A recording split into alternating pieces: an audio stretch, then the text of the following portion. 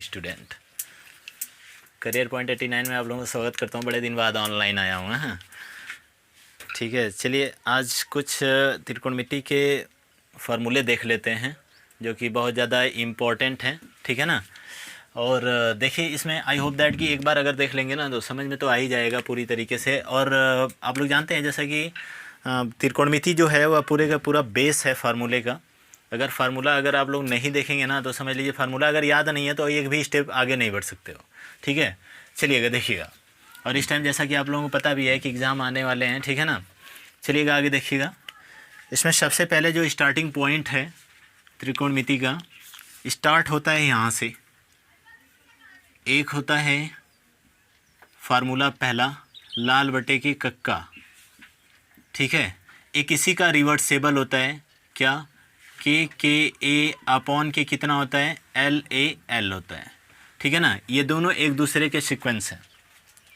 देखो यहाँ पे एक बात ध्यान रखना कि एक समकोण त्रिभुज होता है। ठीक है ना, एक समकोण त्रिभुज होता है और यहाँ पे जो कि सबसे पहले जो था ना पाइथागोरस। ठीक है, एक पाइथागोरस नामक वैज्ञानिक थे जो सबसे पहले त्रिभुज की भुजाएं निकालने के लिए ना एक फार्मूले का निर्माण किए जो कि क्या था कर्ण स्क्वायर बराबर लंब स्क्वायर प्लस आधार स्क्वायर। अभी मैं आ रहा हूँ इस पर। ठीक है ना, आधार का स्क्वायर ये होता है पोर्शन। अब इसमें बात आ जाती है कि इसमें ऐसा क्या है कि कौन सा कर्ण है, कौन सा लंब है, कौन सा आधार है। तो देखिएगा ये जो होता है ना, ये थोड़ी सी बड़ी वाली भुजा जो होती है वह क्या कही जाती है, ये आपकी कर्ण है। और ये वाली जो भुजा होती है वह आपका क्या होता है, यह आपका लंब है। और ये वाली जो भुजा होती है वह क्या आपका आधार पॉइंट होता है। ठीक है ना।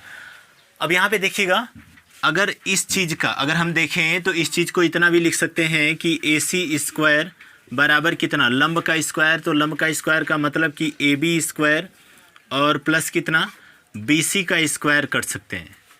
इसी पे आप लोगों का फंडा होगा यहाँ पे, यानी कोई दो भुजाएं दिया रहेगा, तीसरी भुजा निकालना रहेगा, तब के लिए इस फार्मूले का यूज करेंगे। ठीक है ना। बाकिया इससे आप लोग देखिए 6 ठो त्रिकोणमिति अनुपात होता है एल अपॉन के के। ठीक है ना, एल अपॉन के यानी आपका क्या होता है साइन थीटा हो जाएगा। यानी साइन थीटा बराबर लंब बटा के क्या कर्ण। अगर मैं इसके बराबर इक्वल टू बात करूं तो एल फॉर लंब। ठीक है ना, और के फॉर क्या होता है कर्ण होता है। ठीक है, चलिए आगे चलते हैं। यहाँ पे जो नंबर सेकेंड पॉइंट है देखिए ए अपॉन के दिया हुआ है। मैं यहाँ पे ए अपॉन के लिखता हूँ इक्वल टू दूसरा जो अनुपात होता है ना वह कॉस थीटा होता है। कॉस थीटा क्या हो जाएगा, तो यहाँ पे ए का मतलब आधार बटे के का मतलब कि कर्ण हो जाएगा, आधार बटा के कर्ण। ठीक है ना, यानी ये क्या हो जाएगा कि ए का मतलब आधार और के का मतलब कर्ण हो जाएगा। ध्यान रखना ये दूसरा त्रिकोणमितीय अनुपात है। ठीक है ना। तीसरा जो फंडा होता है वो यहाँ से एल अपॉन के ए। अब चीज़ें समझ में आ गई होंगी। यहाँ पे तीसरा जो है वह tan थीटा होता है।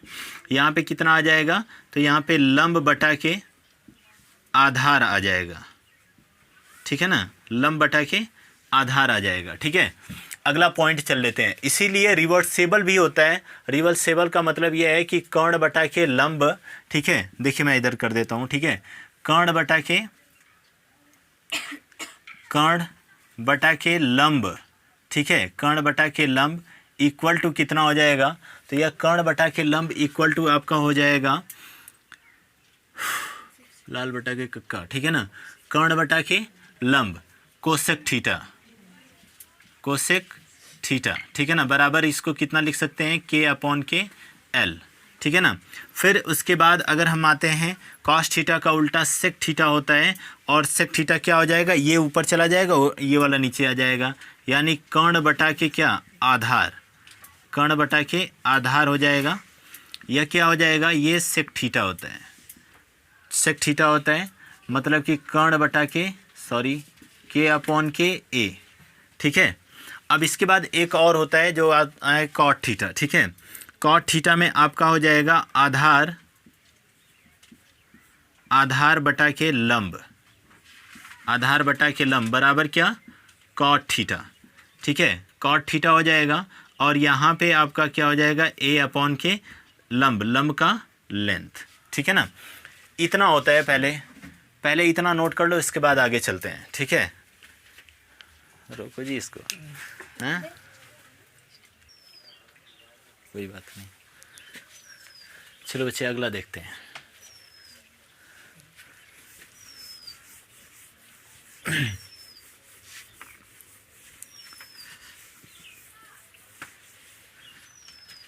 वहाँ पे जो ऊपर लिखा हुआ था वो ये था, लाल बटे के कक्का, ठीक है ना। ये थोड़ा सा दिखाई नहीं दे रहा था, ठीक है वहाँ पे। और एक रिवर्सेबल जो था, जो इसका एंटी उल्टा था, ठीक है ना, वो मैंने ये लिखा था के ए अपॉन के कितना, LA लिखा हुआ था, ठीक है ना। जो लोग नहीं लिखे होंगे लिख लेना, ठीक है।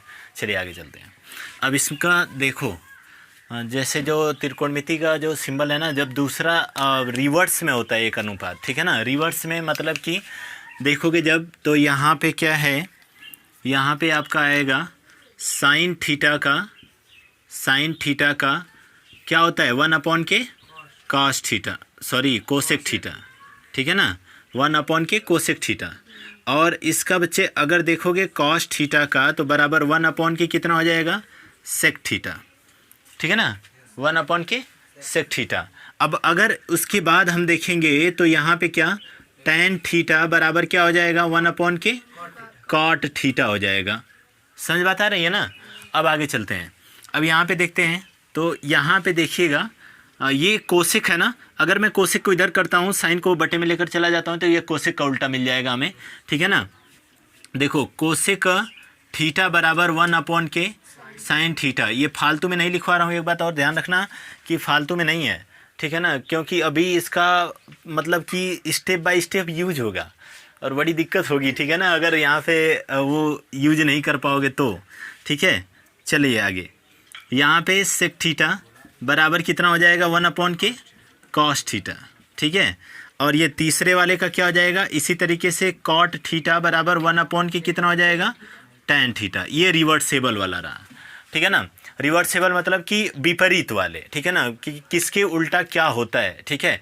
एक बात और आ जाती है, इसको मैं हटा दूं, इसको हो गया होगा ये, ठीक है, इसको हटा देता हूं, ठीक है। इसमें देखिएगा एक बच्चे आता है टैन थीटा बराबर साइन थीटा, ये बहुत ज़्यादा यूज होता है, साइन थीटा बटे के कॉस थीटा, ठीक है ना। और अगर कॉट थीटा का मैं कहूँ तो टैन थीटा का उल्टा, तो टैन थीटा का उल्टा का मतलब क्या हो जाएगा, कॉस ऊपर साइन नीचे, ठीक है ना। तो ये कॉस थीटा बटा के कितना, साइन थीटा, ठीक है ना। इतना पहले नोट कर लो, इसके बाद आगे चलते हैं। अभी कुछ बहुत सारे फार्मूले हैं, ठीक है ना, उसमें नोट करने के लिए इतना नोट कर लीजिए और बाकी क्लास